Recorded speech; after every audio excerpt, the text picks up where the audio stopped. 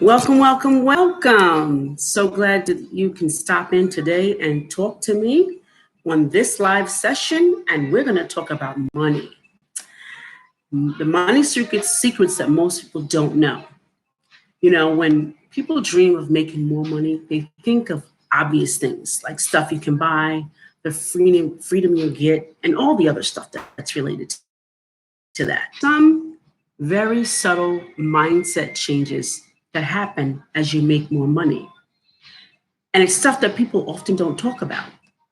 Today, I want to give you a sneak peek at some of the things millionaires know that other people don't know.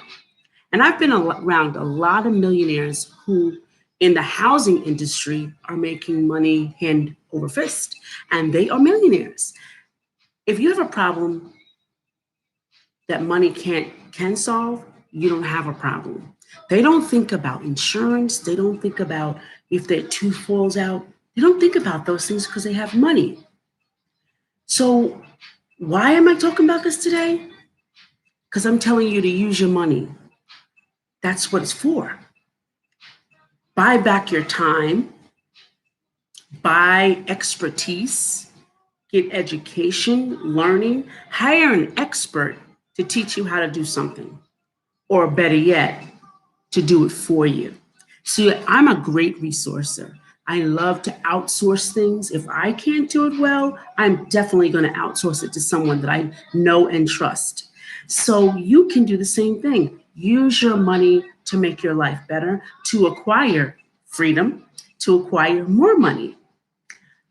There's lots of advice out there, how to save money, but there's very little on how to spend it. See, that's a great irony. And that's most of what you hear about when saving money. And it isn't very good at all. You know, you have to know how to spend it. If you're saving it, what are you going to use it for? You can get random internet writers telling you to cut back on lattes or Starbucks, the Starbucks a lot, so that you can save millions a year. And you can save, you know, 250,000 in your retirement account, which someone told me how to do that, and I did that. But you know what's even rarer that we don't hear about? Advice on how to spend. How does it make sense to buy premium? Oh no, I'm sorry. When does it make sense? Sorry, how does it? When does it make sense? And what about luxury? What do other people with our income spend their money on? Or where do you learn this? For most people, the answer is nowhere. So at 6 figures of savings, they're still spending the way they spent at 22. So we have to learn. I always say, one of my affirmations when I first started this coaching business, really seriously thinking about it and how it's going to take me to retirement, I thought of this. I always wanted to eat well in great places if I go out and eat well, like eat healthy and well. And saying that I never ate well, but I did not think about the ingredients and what it took. So, yes, everyone may love a McDonald's hamburger every now and again, and it's just the way to go because it's inexpensive. But then as you get older, you understand the importance of great quality. You understand owning two great outfits is better than owning a whole closet full of 20 outfits that you can't really use all the time and that are bad quality. So you understand those things. Those are luxuries. When it comes to buying, are you buying premium? Are you really putting the effort in to really get something that's solid? When you look for a computer, are you looking for the cheapest one? Or are you looking for the one with the best quality for what you want it to do? So we're still spending because we don't know it, we're still spending at a 22-year-old age. Like, I can do what I want when I want, but with no thought about I'm getting to retirement or I'm getting to a better part of my life. So pick any area in your life, right? Pick any area that you truly love and you use money to have world-class experience in it. Now, my area, of course, is I love to travel. So I know that I've always told my friend Denise, I'm going to travel first class. That's my thing, to travel first class, and I'm going to enjoy it, Um, or maybe some people like to eat great food and they want to have a personal chef. I might want to do that one day. That's what I might want to do. Or an executive assistant, a personal trainer, anything that you want. Pick up a area in your life and truly, truly get world-class experience. And when you're intentional about one or two areas of your life that you truly love, you go deep. You go deep into what you need to go into. And we call this concept, you're just dialing into the money. And of course, it's your personal finances.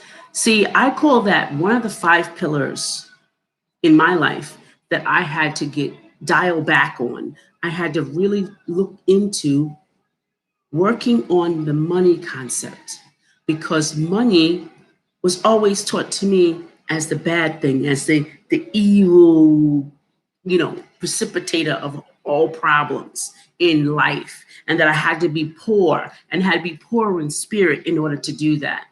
And coming into this life, I've learned that money is nothing but energy, and it comes in all forms. And I'm learning that more so often than not, that it's just energy and it could come in any form, from anywhere, from anyone.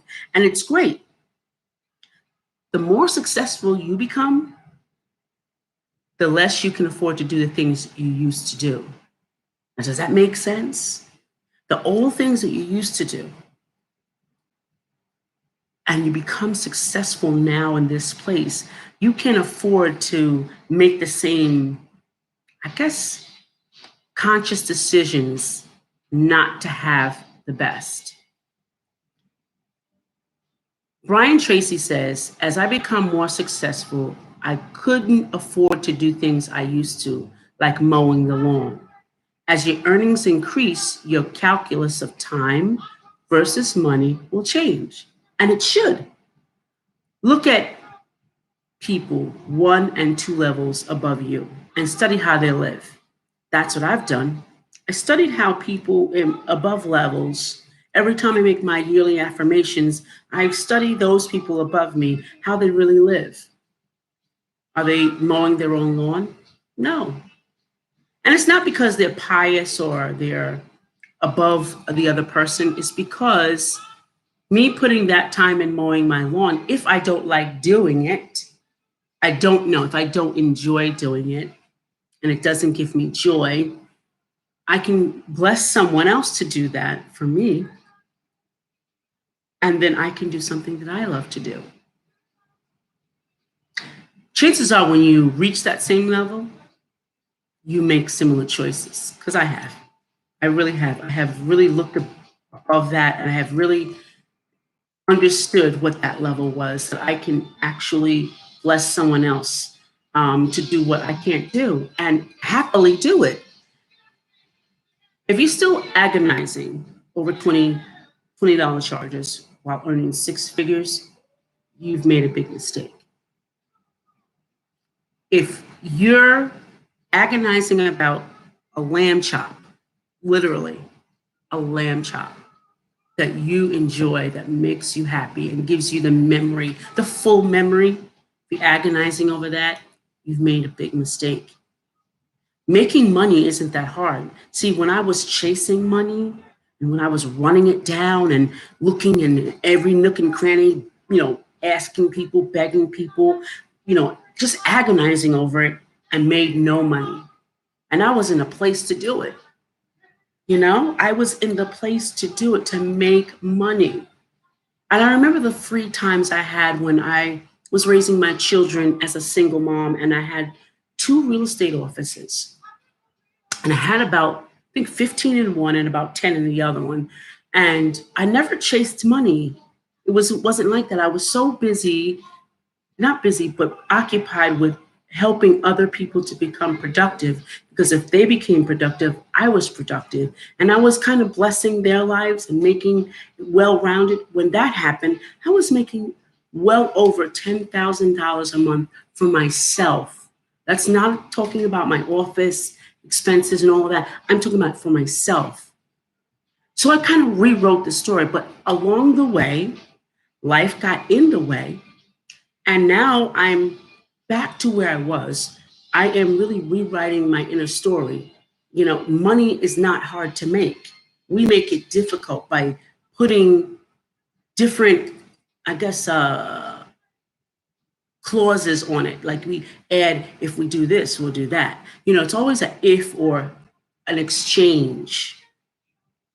You need to go back in life in your childhood, because a lot of these markings and the behaviors that we have as adults happened in childhood, and we have to clear those out and then reinforce what is healthy. I know it's difficult, and it often has to do with the psychology behind your money. And I learned along the way by reading and educating myself and having a mentor and going to therapists. I've learned that the psychology behind my money problems, my money matters. In the old days, rich meant, you know, the old guy with the staunch, you know, stiff neck and living on the mansion with the lace curtains that had these big drawn drapes and, you know, the ascot, something like that. But that's what it meant. But these days it looks very different. You define your rich life. Being rich can give you access, like behind the scene tours, privacy around your house, connection to other people like yourself, knowledge to trainers and tutors, and fun experiences. Today's rich looks and feels really different.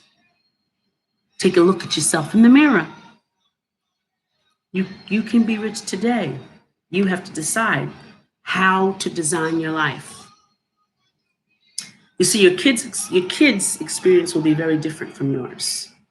I grew up in a family that was moving from one state to the other because of the poorness in where we grew up. And my mom was a single mom, and she really worked hard to keep home.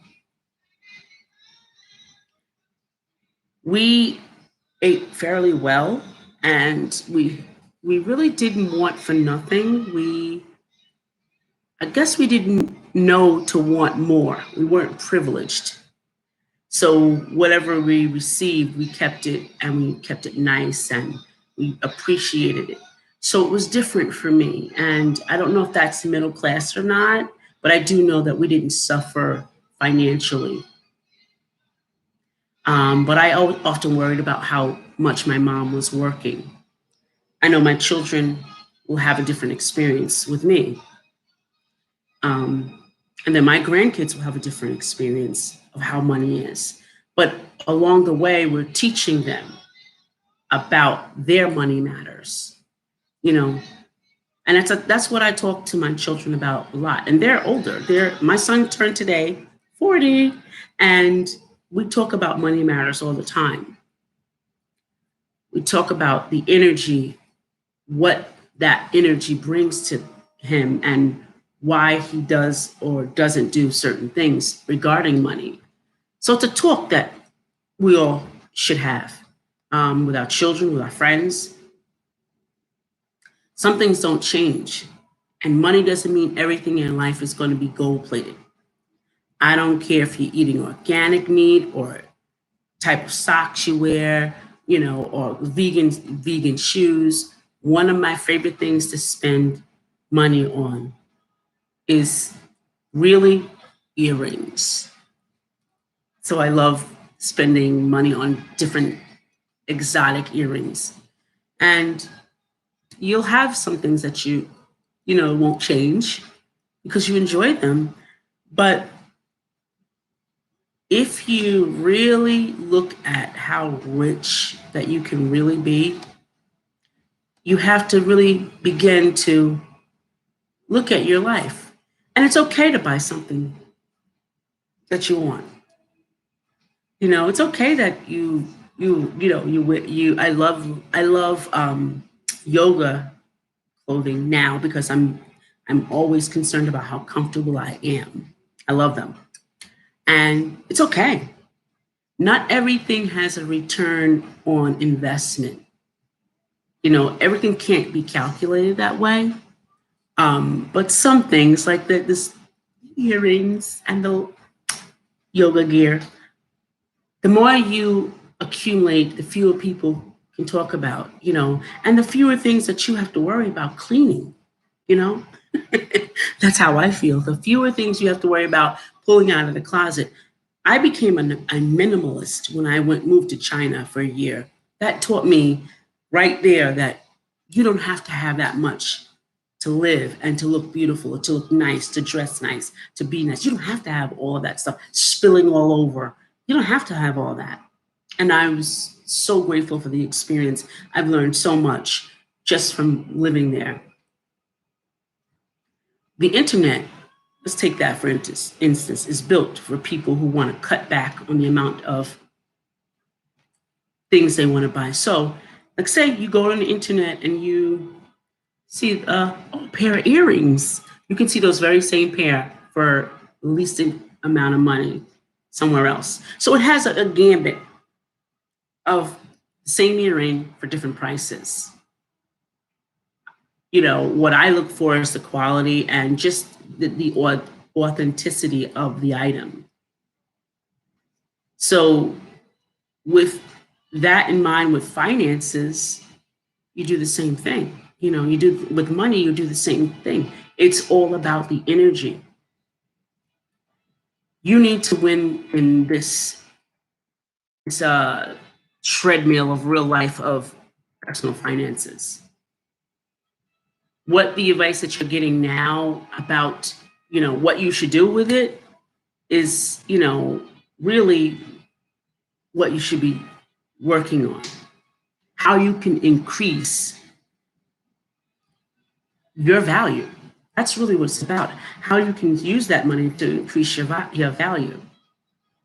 When I learned about credit cards, and I had gotten a credit card just recently, and it was a substantial amount. And I was really delving into how to really manage my money well. I used that money to invest in a property. Why would I go out and spend, I don't know, let's say an arbitrary number, $5,000 worth of grocery when I eat the groceries, they're expelled and there is no return on investment. When I can take that very same money, put down in a house, and there's a return on my investment. I would be happy to pay, you know, whatever is $200 a month on a new house. So you see how that is not taught to us. So it's easy to raise that much money, but it's the influence there is to how do I create more? And that's what rich, wealthy people really think about is how do I create more? You know, how do I not spend, instead of spending 20,000 on a car, spend 10,000 on a used car, take the other 10,000 and invest in something that can make me more money. We don't think that, some of us don't think that way when we start making more money. So I'd love to show you how that I've done it and that you can actually do more with your time and your freedom and create that within your business. I can, you know, help you with that because as I learn and create, I teach my clients what I've learned and create. And that makes for a great bond, a great energy, as it were. I've changed my psychology about money. And I've learned how to get that millionaire status mindset and spend, risk, savings, and have the freedom that 99% of people don't. and I'm happy, and it works for me, and I want to share that with you. So if you need to really get a handle on your personal finances and you want to win at that game, I ask you just to reach out to me. My number is 631-295-8631. That's 631-295-8631. My email, if you are far distance, it is Edna J. White at 11@gmail.com. And I can actually email you back and we can get started on this journey together. Thank you for listening in today. And I hope this chat has really given you something to think about. Bye for now.